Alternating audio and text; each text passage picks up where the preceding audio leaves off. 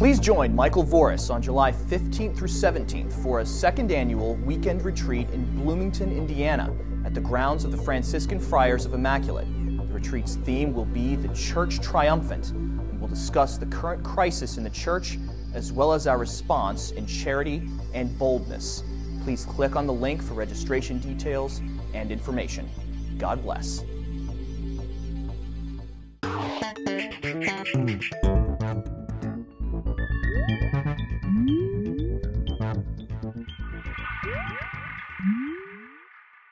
Hello everyone and welcome to The Vortex, where lies and falsehoods are trapped and exposed. I'm Michael Voris, reporting to you this week from Dublin, Ireland. We're very grateful for the generosity of a Dublin parish that has invited us over here to speak at their week-long novena to the Sacred Heart of Jesus. Without them, we couldn't be here. While here, we were able to speak to many people in Ireland, Irish Catholics, and get a handle on affairs in the church here, as well as the Universal Church. There's an interpretation going around some church circles these days that it's better to deal with the world on a positive sounding note than always sounding what they think is negative. It's called Affirmative Orthodoxy, and as far as an approach to evangelizing the world, it's akin to striking up a conversation with a man about to kill you, where you emphasize that you're both football fans. He smiles, asks you what team you like, then he blows your head off. But it is the approach favored by many high-ranking ecclesiastics in America and other parts of the Western world who just do not want to talk about the disagreements. Like loads of bishops over the years here in Ireland and their underlings who were friendly on very friendly terms with the world, except when it came to souls. But what happened here on the Emerald Isle is not isolated. Oh no, not by a long shot. In many dioceses outside of Ireland, bishops and their staffs of professional Catholics, to quote again Pope Benedict, are in constant dialogue with the world. They agree on all sorts of things and are constantly issuing press releases about how much cooperation and warm-heartedness and chuckles and cigars and glasses of Jameson they share together. In the meantime, the world keeps advancing and the church keeps retreating. It really makes you ask the question, why should the world ever consider wasting time or money on plotting to kill off the Catholic Church when so many leaders in that church are so adept at committing church-wide suicide instead? From the world's perspective, all it needs to do is just blather on about climate change or social justice or racism or homophobia or whatever, and lackey church leaders will come running to heel almost immediately. They will form a committee or join an existing one, sign on to some statement or other, begin programs, initiate panels to study and discern, through deep prayer, of course, the church's response to the latest alleged societal danger. Meanwhile, these same church leaders will turn a blind eye to lesbian nuns in open rebellion, sponsoring their weekly yoga prayer circle idiocies. They will simply let priests stand in the pulpit Sunday after Sunday, stirring their congregation to frenzied heights of yawning, accompanied by outbursts of snoring.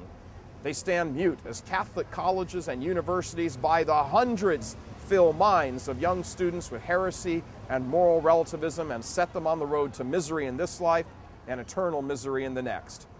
But they will turn like whiplash on anyone, priest or laity, who points to their sins of omission.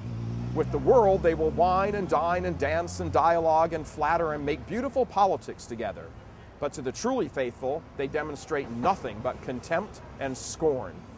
Affirmative orthodoxy, such as it is, can only work if the world is ready to give you a hearing because it has not made up its mind that you are the enemy that must be vanquished. But our blessed Lord told us 2,000 years ago at the Last Supper what we need to know about the world. He said, quote, "It will hate you because it hated me first. So put down the cigars and whiskey and golf clubs and get about the work of attacking the world and its diabolical agenda." That means excommunicating governors and lawmakers who trot to the altar rail to receive Holy Communion as they sign the death warrants for unborn children and unleash the scourge of homosexual marriage on society.